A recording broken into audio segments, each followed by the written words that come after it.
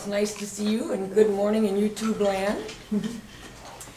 Today's talk is called Simple Acceptance. And I want to talk about accepting our inheritance, the gifts from God. In our reading today, which was lesson 105, God's peace and joy are mine, it states, God's peace and joy are yours. Today we will accept them, knowing they belong to us. Well, before I or we can claim God's gifts, we really have to accept God as our creator and that these gifts are available to us. And in order to do that, we have to overcome the authority problem, which means we have to be totally dependent on God. And now that I'm retired, my dependence on God becomes more apparent to me because I don't have a salary coming in anymore. So I have surrendered my checking account and my investments to God. Not that I don't do something about it, but I know that He's in control. I'm not. And it brings a lot more peace to my mind. I also turn my days over to God. I've been, doing the lessons for many, many years, and then the meditation and morning pages, and this year I started a gratitude journal as well, which really is a benefit for keeping me focused on the good things that are coming my way. And I'm really enjoying retirement. There's a flow to life that before, things sectioned off, 9 to 5 work, excuse me, going back and forth to work, and now things just flow, and I'm enjoying that as well. But being dependent on God or anyone isn't something that isn't consistent with our usual way of thinking of a healthy and successful life. We were in a discussion, a spiritual group, and we were talking about death and dying, and everybody said that they don't fear death. Spiritual beings usually don't fear death. They know that there is no death and that spirit goes on. But the fear definitely is in the process of dying, and not just the pain and all that, but being incapacitated and dependent on someone else seems to bring up a lot of fear in people. My former employer, Jim Cronin, was diagnosed with a brain tumor October 2014. I retired in August, and then that happened. He had successful surgery, more or less, and he was able to work again for about a year. And then they noticed it was back, and he lost his peripheral vision, so he couldn't go into the office much. And I knew that must have been really bothering him because he's so independent. And so I talked to his son Michael, and I said, well, how is he handling this? And he goes, well, he's better. He's getting used to the fact. And then he was in hospice at the house, and he passed away Friday morning. So kind of going through that, knowing how Jim was, I'm sure he was a good Catholic boy. So I'm sure that he had his faith to lean back on. But we were all hoping and praying in that day we had this discussion that we will remember the truth of who we are and our dependency on God during those times. This is from, of course, Love. It says, the alternative to this fear of being dependent on someone when we can't take care of ourselves is believing in giving and receiving as one. And you kind of go, well, that's a stretch, how to do that. But there's steps to understanding this.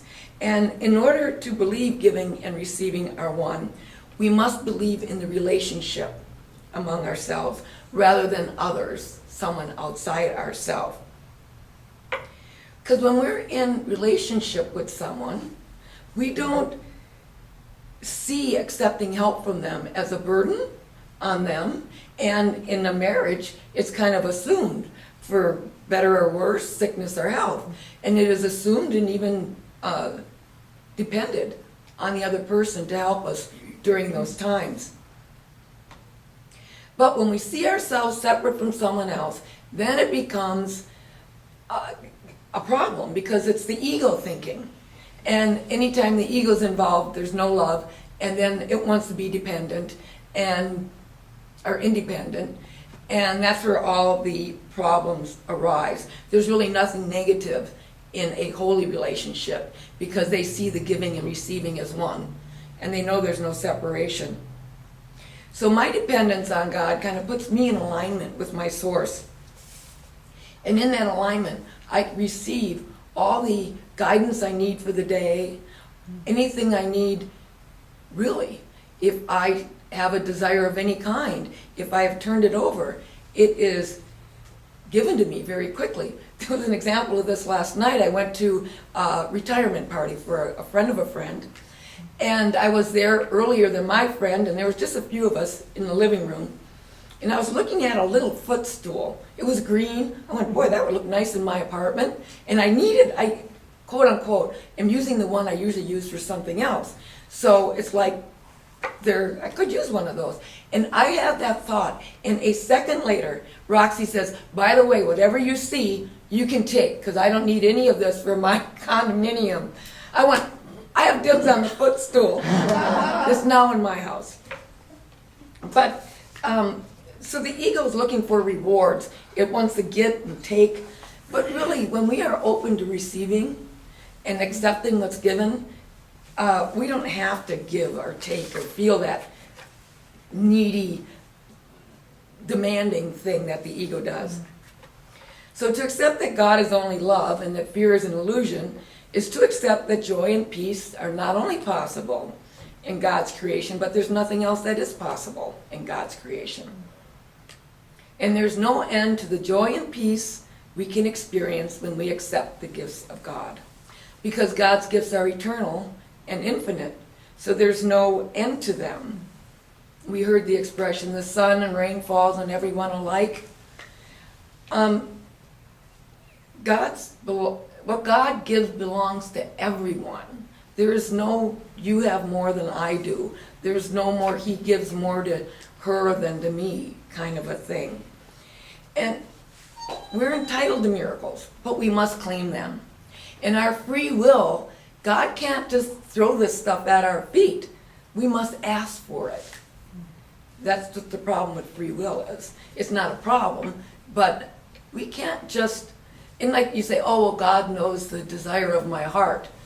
We also have to acknowledge it ourselves. And in prayer, it says, in prayer, we can put those things out there. And then we show our acceptance of receiving them so they can come to us. And what is asked in return for all these gifts is just for us to forgive. To give up for any ego thinking, any thoughts of lack or separation. And what does forgiveness offer? I always love these things. Peace, happiness, a quiet mind, a certainty of purpose, and a sense of worth and beauty that transcends the world.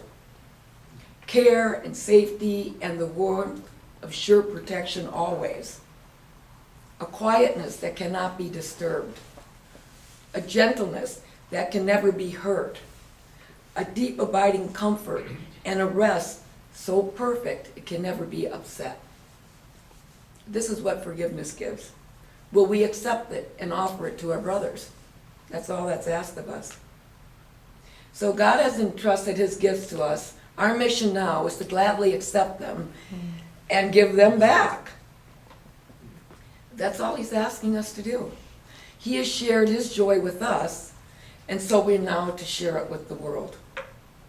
You can smile at someone, you can give a compliment, just do a random act of kindness. Just to show up as the divine beings we are is our mission here. In 105 it says, today we will try to understand these gifts increase as we receive them.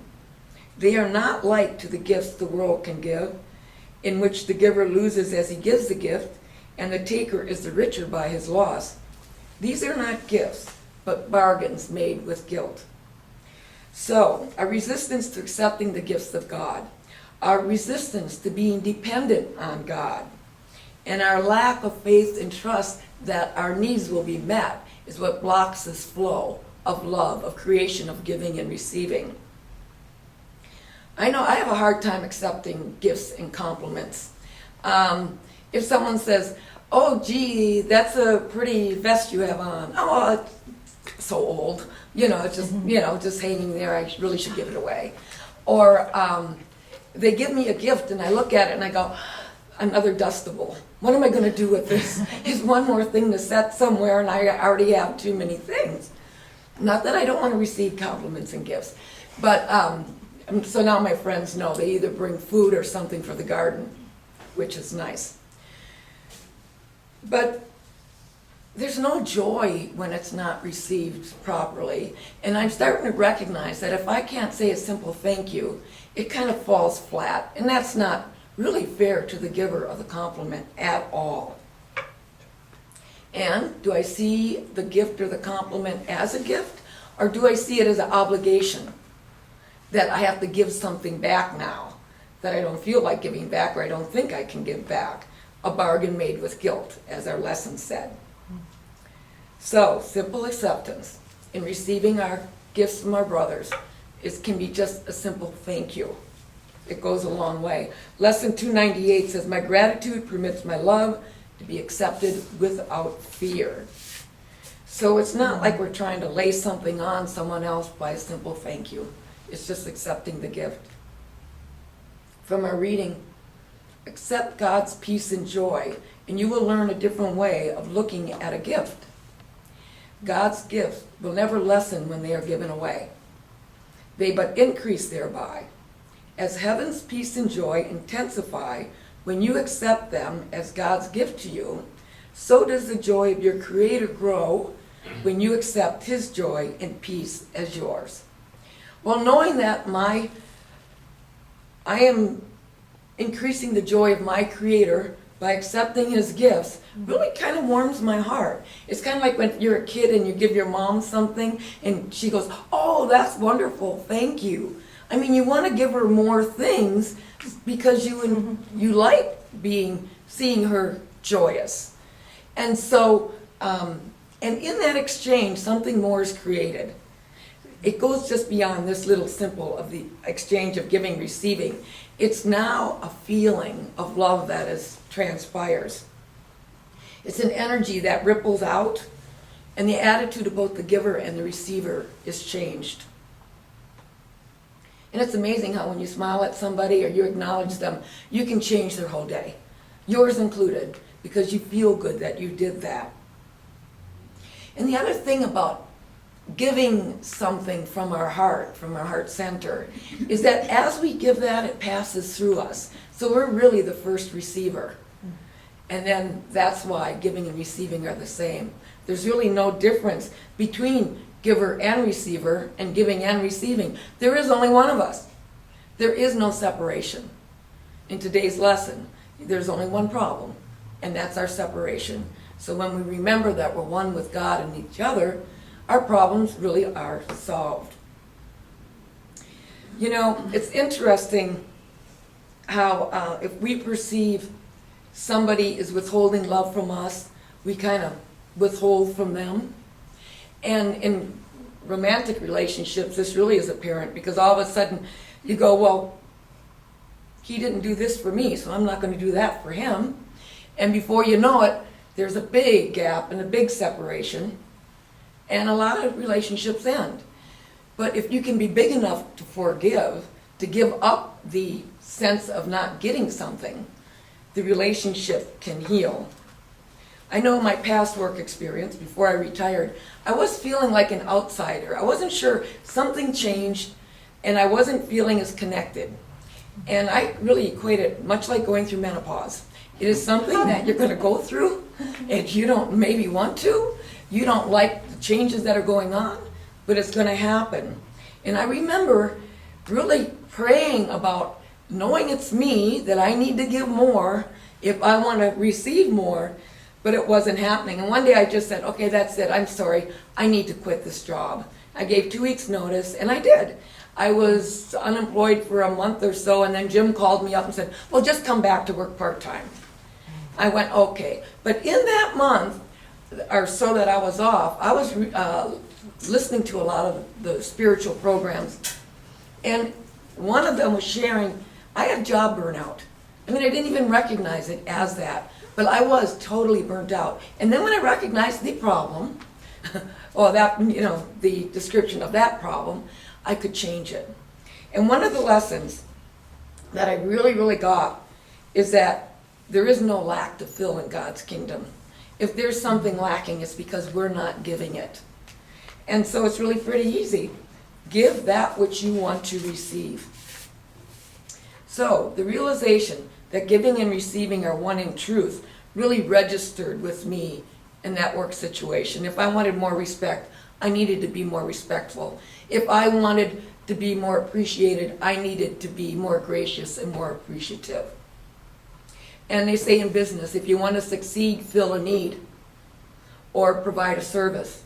And if you want to love what you do, your work, be in relationship with everyone that you come across. Don't see like you have to get something from the other or you're taking something from someone.